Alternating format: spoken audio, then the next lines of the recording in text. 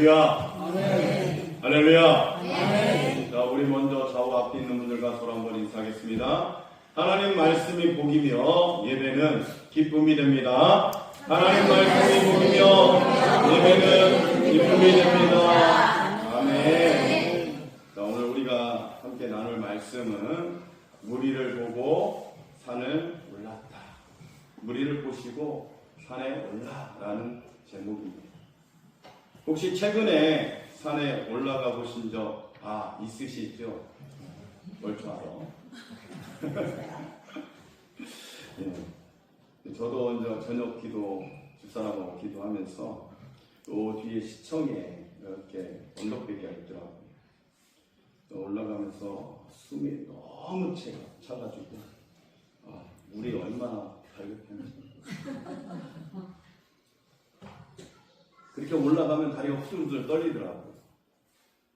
운동 부족이죠. 압니다. 빗달기도 그렇게 힘든데 그만큼 산에 오른다라는 건 결단하지 않고서는 힘든 일일 것 같습니다. 그렇게 산에 오르다 보면 어떤 분은 괜히 왔네. 좀 후회하기도 하고요. 또 어떤 분은 그 고생을 기꺼이 감수하면서 소리를 지릅니다. 반말을 하더라고요. 야호! 그렇게 자신의 어떤 희열감을 표출하기도 합니다. 왜 그렇습니까? 영국의 산악인 조지 멜러리가 말한 것처럼 어떤 이는 산이 거기 있기 때문에 오릅니다. 또 어떤 이는 정상을 정복하는 짜릿함을 못 느끼는 말을 하지 마십시오. 또 어떤 이는 건강을 위해서 오릅니다 라고 이야기하고, 또 어떤 이는 나를 찾고 인생을 찾기 위해서, 알기 위해서 산에 오릅니다 라고도 이야기하더라고요. 그런데 성경에서 산에 오르는 이유는 이것과 많이 다릅니다. 단순히 취미나 성취의 어떤 장소가 아닙니다. 산은 하나님을 만나는 자리였습니다. 노아의 방주는 홍수 심판 후 아라랏산에 머물렀습니다. 그곳에서 인류 역사가 새로 시작되었습니다. 아브라함은 모리아산에서 아들을 바치려는 결단 속에 여호와 이레의 하나님을 경험합니다. 모세는 호렙산에서 불타는 떨기나무 가운데에 하나님을 만났습니다. 엘리야는 갈멜산에서 바알과 아세라 선지자들과 대결함으로 인해서 오직 하나님만이 참 하나님이심을 선포했습니다.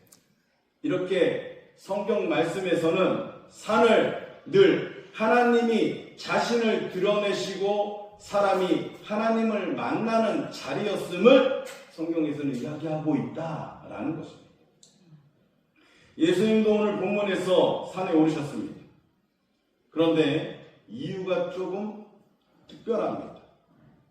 오늘 본문 1절에 예수께서 무리를 보시고 산에 올라가 앉으시니, 사랑하는 성도 여러분, 여기서 중요한 것은 예수님이 왜 산에 오르셨냐는 것입니다. 그냥 기분이 좋아서요? 아니면 말씀을 전하기 위해서 공간이 있어서? 성경은 분명하게 말합니다. 무리를 보시고 산에 오르셨다라는 것입니다. 즉 따르는 무리를 보셨기 때문에 산에 오르신 것입니다.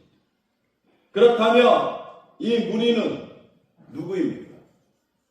마태복음 4장을 보면 그 무리의 정체가 나옵니다. 중풍병자, 귀신 들린 자, 간질하는 자, 각종 병에 걸려서 고통당하는 자들, 삶에 지친 사람들입니다. 그들은 고침받고 싶어서 먼 길을 마다하지 않고 예수님을 찾아 나온 무리였다라는 거죠. 그런데 이상한 장면이 벌어집니다. 4장에서 예수님은 그들을 고쳐주셨습니다. 그런데 5장에 들어오자 예수님은 오히려 그 무리를 두고 산으로 올라가시는 거죠. 병든 사람들을 두고 산으로 떠나신 것입니다. 조금 낯설고 조금 당황스럽고 조금 황당한 장면입니다. 그런데 예수님을 따라 산에 오른 사람들이 있었습니다. 그들은 누구입니까? 바로 제자들입니다. 처음에는 무리 가운데 있었지만 예수님이 산에 올라가시자 그 자리에 머물지 않고 예수님을 끝까지 따라 올라온 자들이었다라는 거지. 여기서 무리와 제자가 구분됩니다. 무리는 그냥 모여든 사람들입니다. 한국교회 초기에 쌀을 나눠준다고 해서 몰려든 쌀교인이라고 한 사람들과 비슷합니다. 목적은 단 하나, 내 필요를 채우기 위해서입니다. 내 병이 낫기를 바라고 내 문제가 해결되기를 바라며 온 사람들이라는 거죠. 반면에 제자는 다릅니다. 주님이 어디로 가든지 따라가는 사람들이라는 거죠. 병 고침 때문이 아니라 문제를 해결하기 위해서가 아니라 말씀 때문이라는 것입니다. 아멘. 한 번은 예수님께서 무리가 떠나는 것을 보시고 12 제자들에게 이렇게 말씀하십니다. 너희도 가려느냐? 너희도 저들처럼 가려느냐? 그렇게 물을 때 역시 시몬 베드로가 대답합니다. 주여, 영생의 말씀이 주께 있사온데 우리가 누구에게 가오리까? 그렇게 말하는 것입니다. 주님은 영생의 말씀 자체입니다. 그래서 예수님은 무리가 아니라 제자들에게 입을 열어서 말씀하셨습니다. 이것이 바로 이후에 나오는 산상수훈입니다. 산상수훈은 우리에게 주신 메시지가 아닙니다. 철저히 제자들을 위한 말씀인 것이지요. 오늘 여기에 나온 모든 분들에게 하시는 말씀이라는 것입니다. 사랑하는 성도 여러분, 오늘날 우리의 신앙도 크게 두 분류로 나눌 수 있습니다. 무리신앙, 제자의 신앙. 무리신앙, 제자의 신앙. 무리의 신앙은 얻기 위한 신앙입니다. 기도하는 이유, 헌금하는 이유, 봉사하는 이유 다 내가 원하는 것을 얻기 위해서라는 거죠. 어떻게 보면 바리새인과도 같다고 할 수 있습니다. 그것도 무리예요. 늘 예수님을 시험하고 늘 자기 자랑을 하고 늘 자기 것을 채우려고 한다. 그래서 얻으면 감사하지만 얻지 못하면 실망하고 교회를 떠납니다. 이익이 되면 남고 손해가 되면 떠나는 것이죠. 마치 자판기와 같습니다. 돈을 넣으면 음료수가 나오듯 기도하면 결과가 나와야 한다라는 신앙입니다. 더 이상 발전도 성숙도 없습니다. 하지만 제자의 신앙은 다르다라는 거예요. 제자의 신앙의 목적은 오직 예수 그리스도 그 자체뿐입니다. 응답이 없어도 열매가 보이지 않아도 조금 늦어도 그래서 기대하고 그래서 기도하고 그리고 간절히 기다리면서 하나님을 구하는 것, 주님과 함께 있다는 이 사실만으로도 만족하고 기뻐하는 그러한 제자들입니다. 다니엘의 세 친구처럼 하나님이 우리를 풀무불에 던져주시 아니하실지라도 우리는 다른 신을 섬기지 않겠다라고 고백하고 지키는 신앙, 이것이 제자의 신앙입니다. 오늘날 우리 시대의 교회 안에서도 여전히 무리신앙과 제자신앙이 공존하고 있다는 거예요. 여러분 이것을 잘 구별해야 돼요. 내 신앙 가운데 혹시 무리신앙에 속해 있지는 않은지, 내 신앙 가운데에 진짜 내가 원하는 하나님을 따르는, 예수님을 따르는 제자의 신앙을 갖고 있는지. 우리 안에는요, 여러 가지가 있습니다. 이것이 공존합니다.